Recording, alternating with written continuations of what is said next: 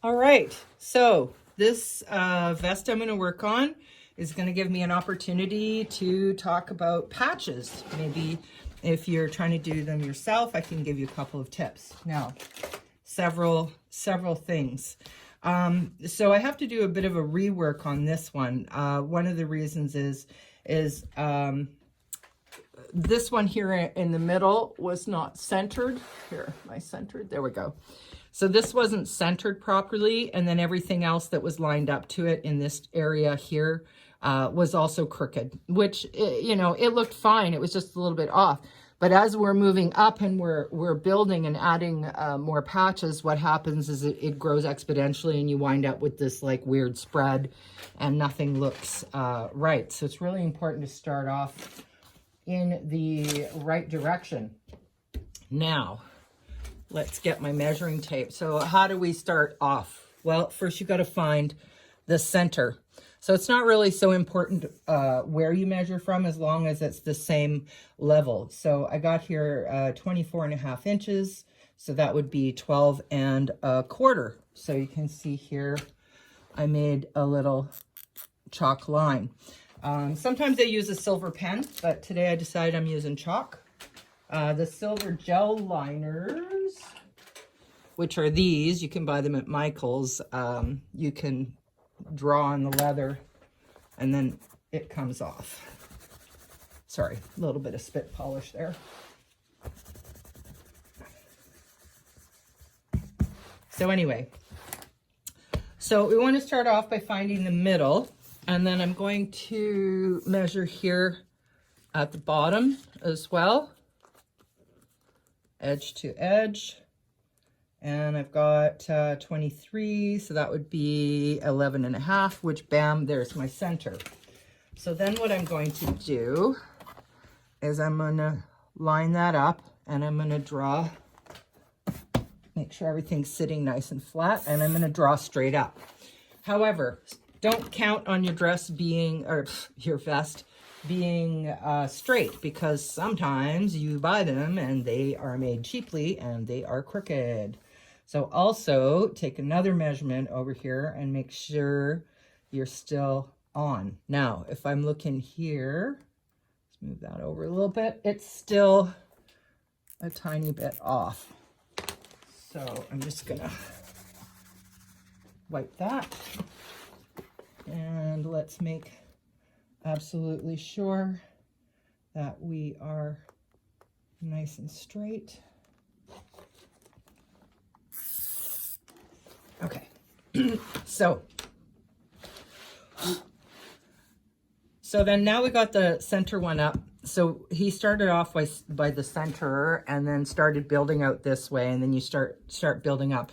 So maybe give a little bit of planning in your real estate. Like some people, they start off and they don't have enough patches, and they, you know, want to fill up the space by putting them in a lot of different places, and not really thinking about the fact that you're going to build and you're going to add, and every time you pull off a patch off of your vest, it is going to leave little holes in it, which, you know, if you don't look that closely and you don't really care, you don't see it that well.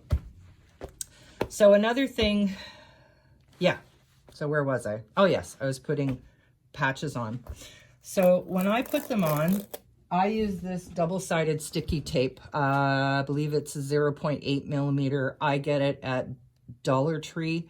It sounds like, oh, Dollar Tree is not that great, but in actual fact, I used to work at Louis Moto, and they told me that they also, in the beginning of their business, used the same tape from Dollar Tree, and then they started buying it wholesale. Shout out to Louis Moto. Anyway, so that being said, this stuff is very good. One of the things that I don't think is good, that people should not do, is put masking tape on. Can you see that? There we go. So underneath this, this was crooked, so I pull this one off, and underneath is masking tape. Well, after a few years, what happens is the masking tape starts to deteriorate like this, and it becomes all goopy. And then it actually can leave, like, this is not too bad, but it actually can leave like permanent marks on it, you know. And if you wanted to take your patches off and move something around, which people never think they do, but then you do.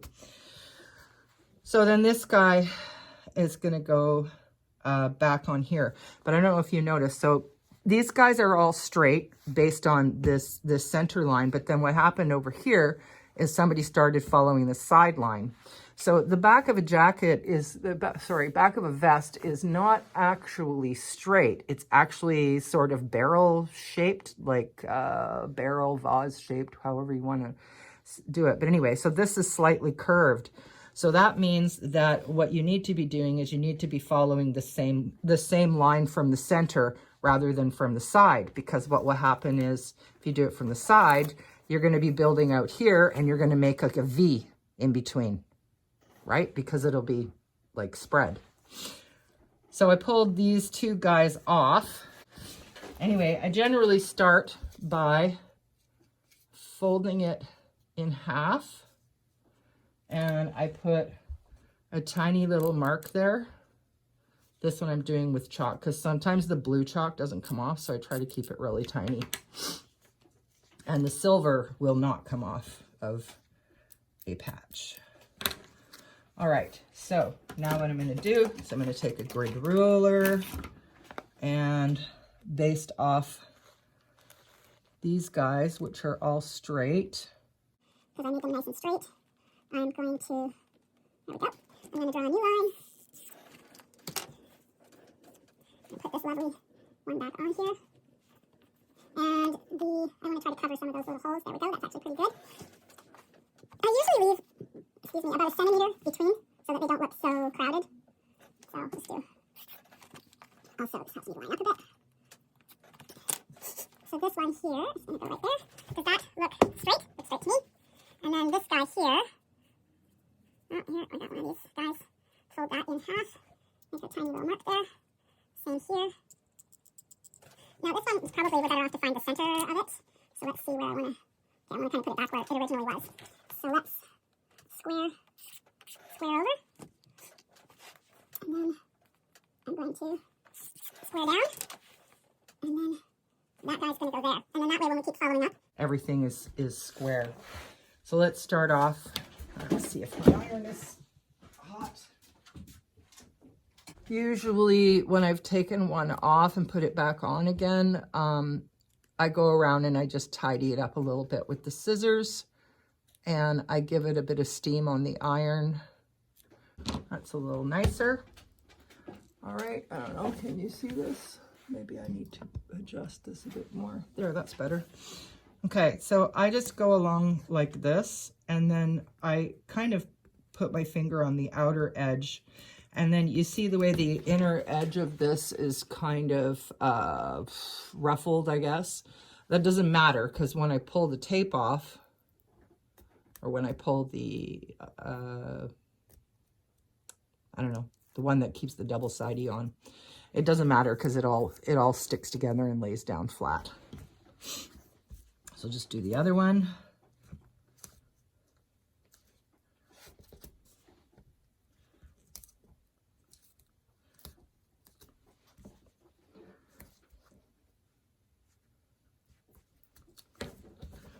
Okay, let's do that. Da, da, da.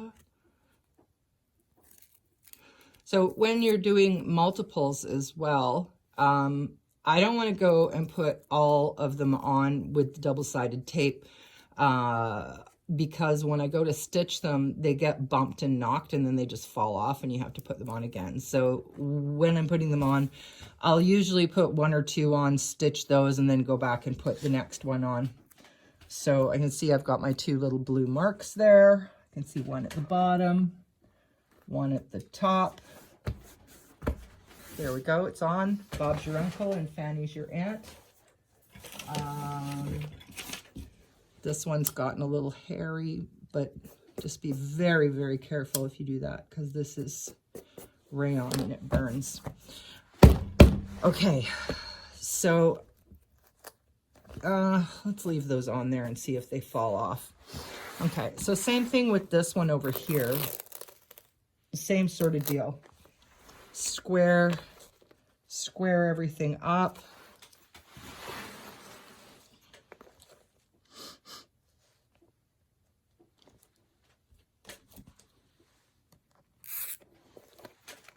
And then square up from that.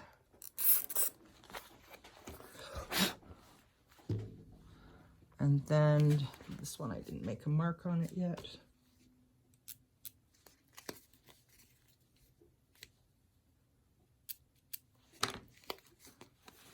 Okay, put that guy there.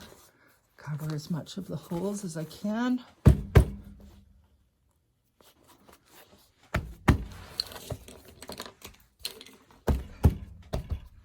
Okay, so now I'm going to go to the machine, and I think what I'll do is stitch these black ones, and then maybe the white and then the yellow.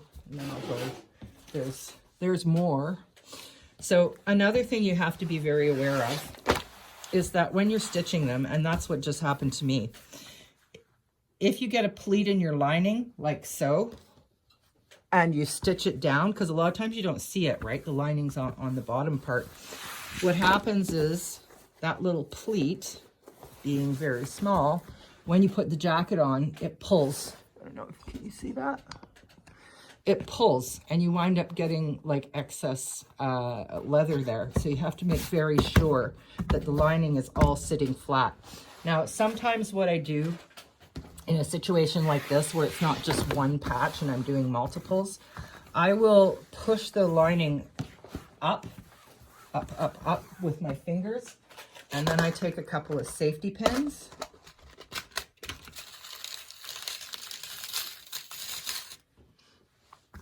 Push this up, and then I'll take a pinch of lining.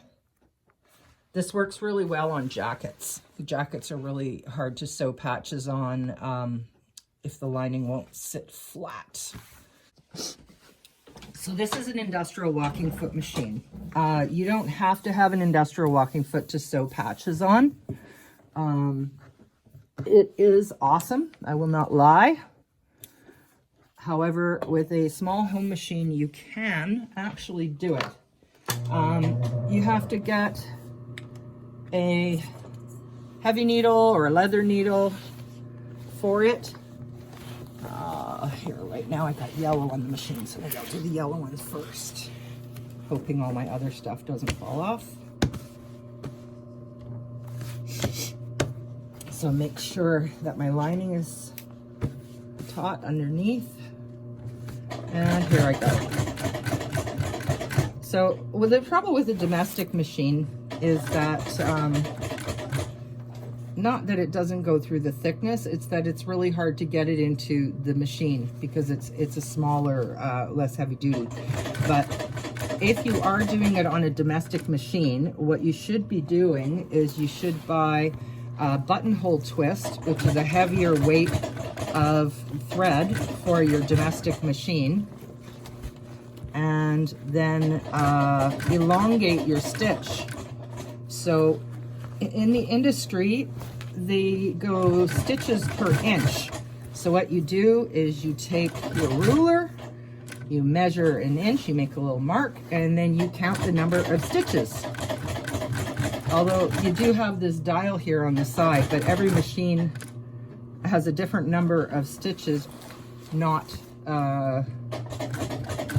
equal to the dial. So on one machine it might be a 2.8, and the other one it might be number 2.5. So anyway, so I just overlap there, and then usually I do a couple of back stitches to knot it.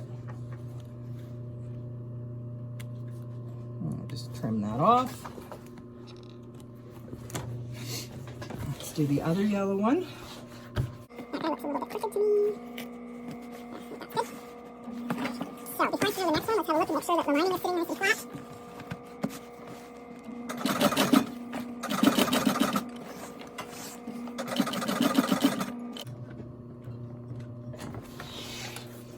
Oh, another thing that I see people do on domestic machines is stitch on the inside of the line on the black. I mean, it works okay. It's not really how it should be done. It should be sewn on the marrowed, I think it's called marrow stitch. I don't remember. But basically the embroidery edge. Zigzag on the edge of, yeah, of course the patches fall off. Anyway, so yeah, they should be sewn on that, although not all patches have this marrow edge. I'm going to take it out. Yeah, the elongating of the stitches, it looks better, and it also leaves less perforations in the leather. Like if you think about a postage stamp, if you put the stitches too close together, then it sort of creates like a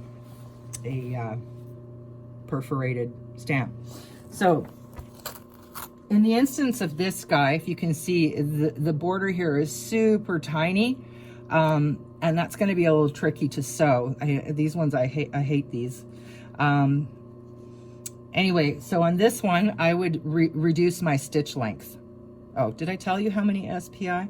I usually use about 8 stitches per inch when I'm doing this.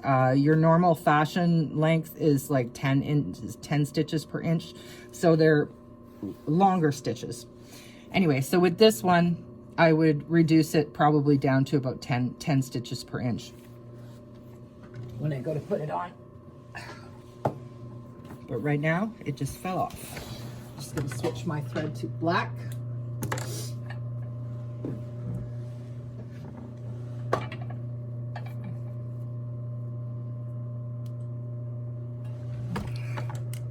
Just tie it and pull it through and rethread my needle.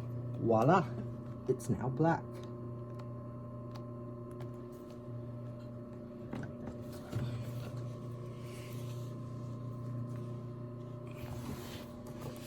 All right, so these ones I already lined up and straightened and everything, so I'm just going to go straight out here. Now this one, for example, this one doesn't have, can you see, if you can see that here, this one here doesn't have the marrowed edge, so I usually just stitch along there.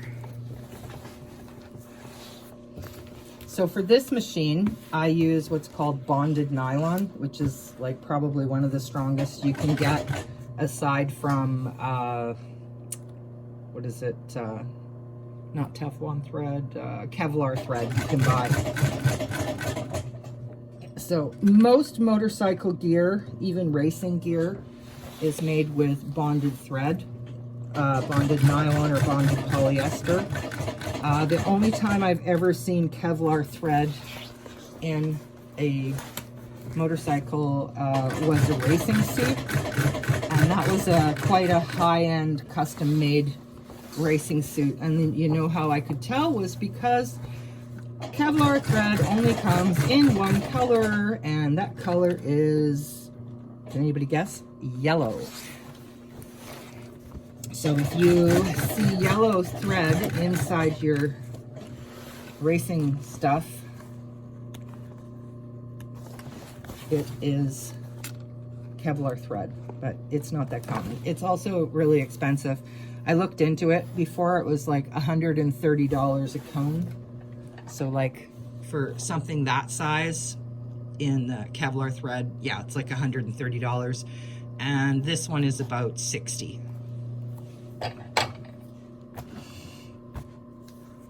All right, let's do the next black one. Make sure my lining is all sitting good.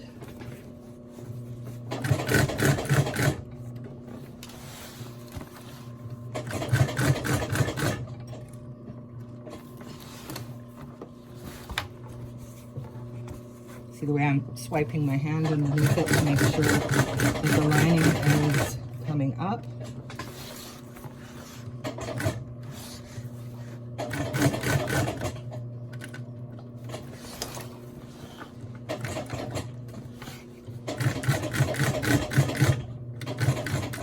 again, a little back tack there.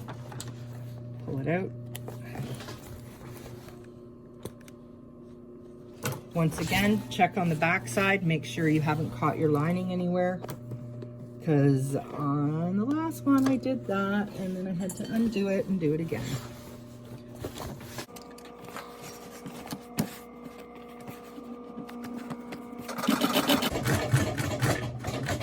So to remove the chalk, you can do it a couple of different ways. You can simply brush it off with like a little brush that you would, use to sweep something up. I usually use can of air, which is like the compressed air that you use to clean your keyboard off. I use it for cleaning out lint and stuff out of the machine, and I also use it for blowing powdered chalk off of garments. Okay, a little over tack, a little back tack, and here you go. Da da da. So far, so good. I'm here to break shit. Love it. Love it. Okay, now this one, now we're gonna have to go to white. This guy was living over here, and he was a little crooked, and now he's gonna be a little straight. Switch to white.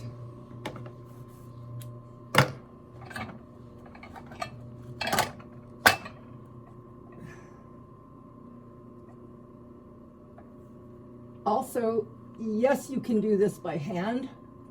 I actually think it's kind of cool when I see them come in and people have just kind of put them on in a janky way. But if you're decided you want to do it by hand, go to the fabric store and ask them for a glover's needle or a leather needle. It has a special tip on the end. Let me see, I've got one right here. That will help to, there we go, to penetrate. Let me see if I can do close up. Nope. Oh, there we go. Yeah, there we go. I don't know if you can see that. It's like got a diamond tip on it. Anyway,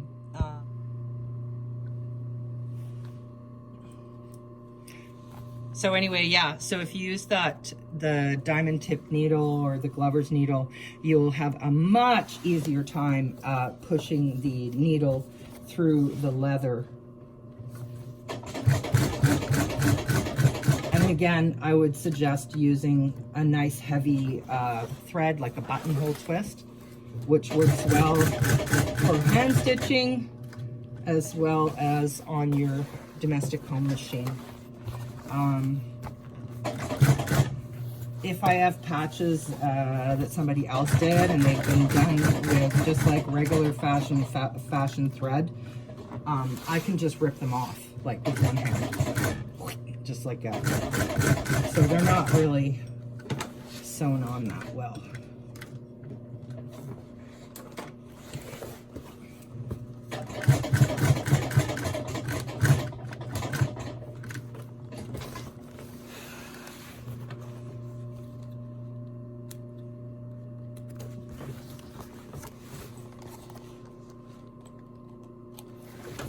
Okay, so where are we now?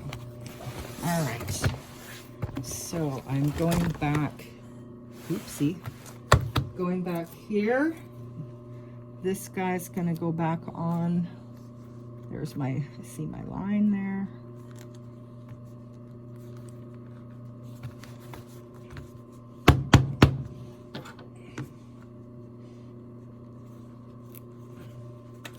It's a little bit fuzzy. Very careful.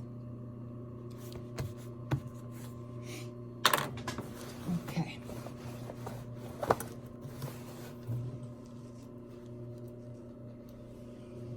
So I'm going to reduce the size of the stitch fairly significantly because this is such a tiny narrow edge. And I have to do it so carefully.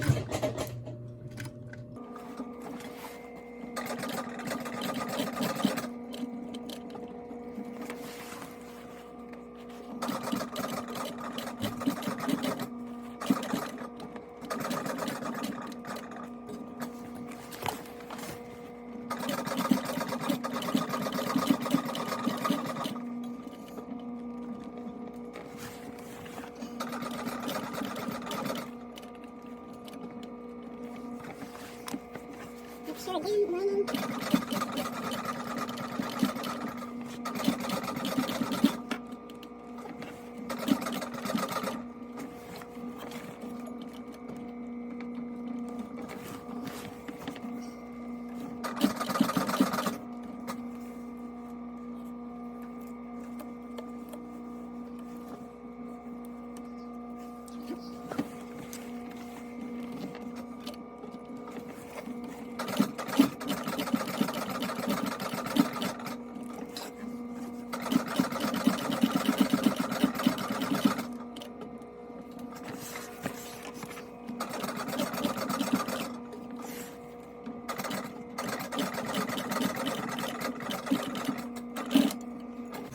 Ta-da! Finished.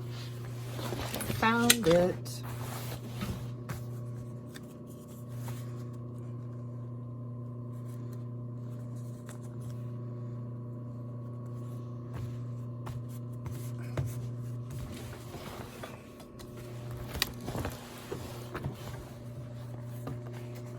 Make sure my lining's pulled up.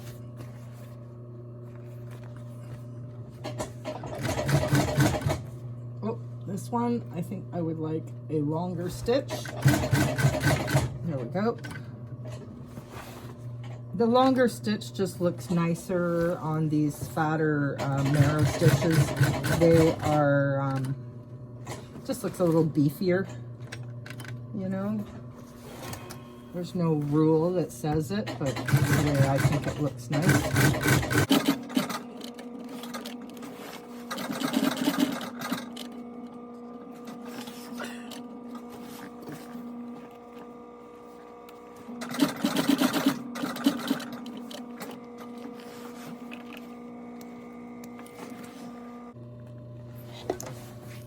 Alright, let's go back to put the other ones on. Alright, let's put some more patches on.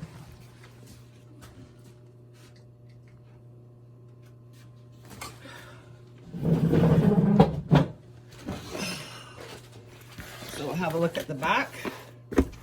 So you can see how, oh, it caught a little bit there, but I don't think that's that bad. We'll let it go. Shouldn't be. So just so you know, in case you didn't know, generally linings are a little bit bigger than the outside so that they are relaxed and they're not going to pull. So that's usually how they are. I don't think that is going to be any big deal. I think I'll be fine. All right, so let's turn it around. We'll have a look at our little road map here. Don't be a Richard. And my client decided that this was how he wanted it, and of course I can't stick them all at once, so what I did was I took a photograph, so then I have a map of what goes where.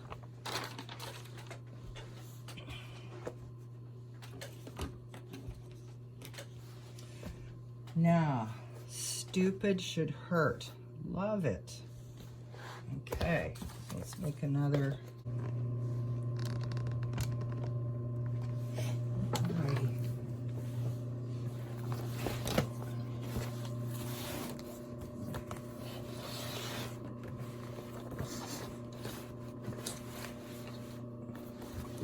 Make sure my lining is all pushed up.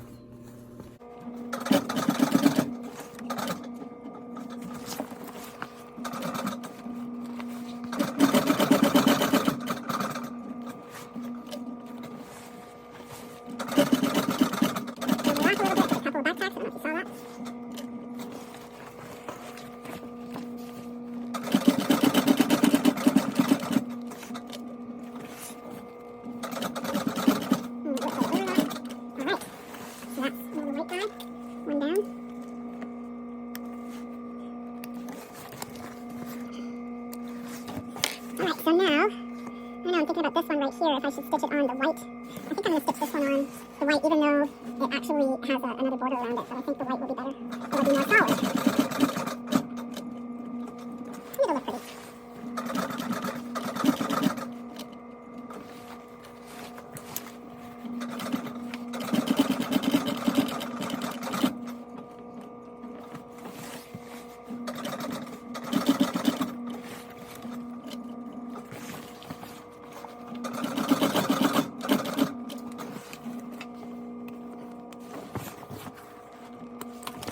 Alright, so now we got black and black.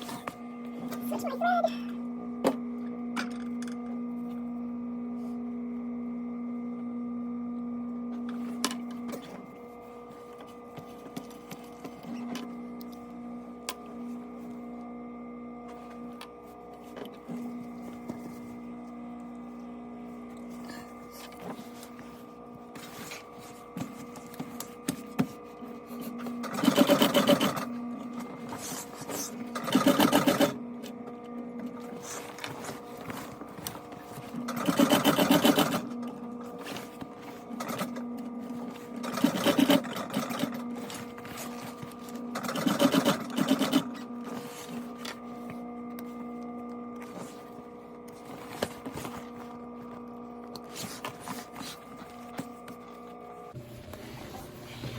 All right. Chubby, tattooed, bearded, awesome. I'd say, yeah.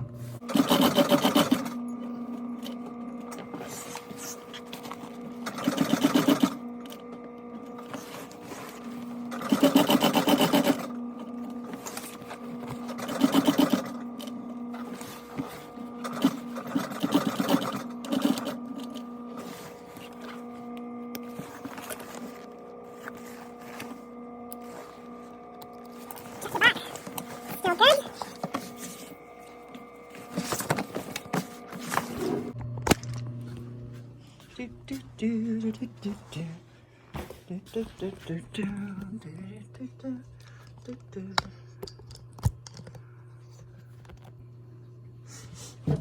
All right. I think this one is hilarious. Bad decisions make good stories. Truer words have not been spoken. The more intricate the patch is, the more double-sided tape I use. If it's got a lot of curves and corners and stuff, but these are just squares, so they're easier. It doesn't really matter that much. Let's see, I'm just gonna fold that.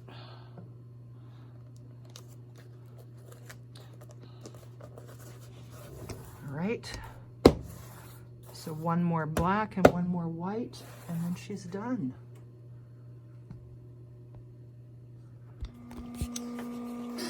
Let's see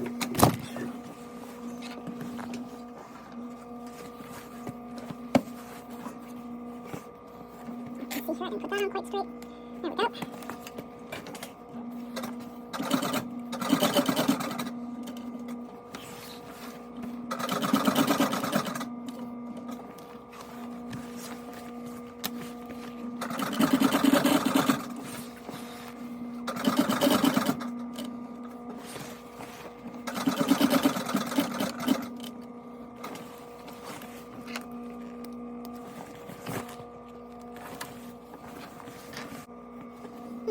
Here's me.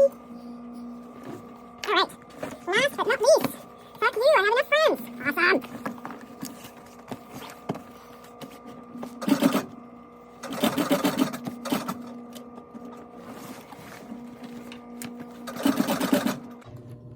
Oh, no, there's one more patch after this. I just remembered. There's a little Sharpie right in the middle.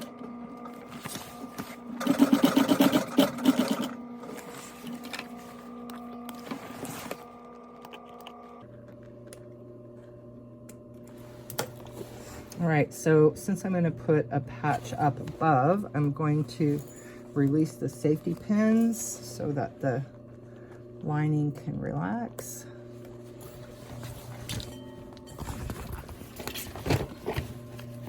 Lay it out flat, see if it still lays flat. And indeed, it does.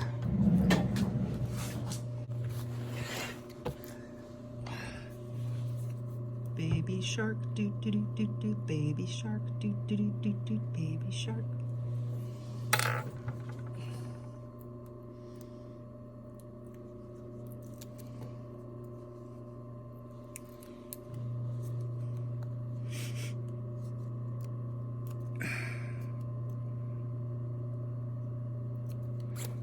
Hey.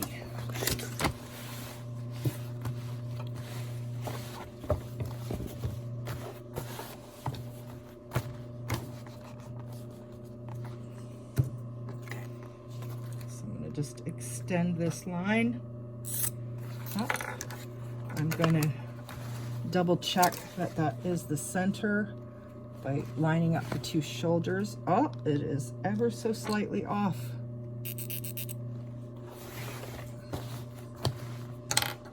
Okay, there we go.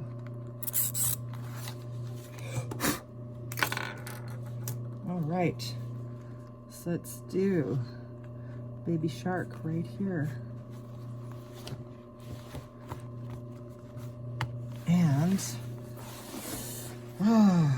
this one is problematic because it has on the inner line a very, very tiny little zigzaggy stitch, and it doesn't have a real edge. So I think what I'm going to do is I'm going to stitch it with black on the inside, which is not normally what I recommend, but I'm going to do it in this instance.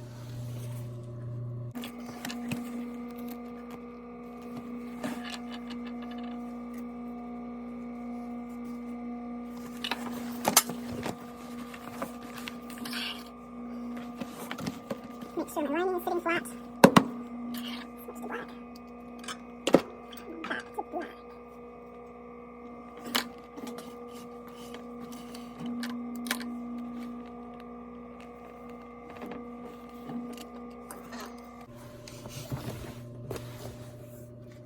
Okay, so I'm going to reduce the stitch length on this one, and I'm going to go underneath with my hand, make sure I pull all the lining flat, because there is a facing underneath which has got a bump on it. Okay, hopefully this is going to look nice.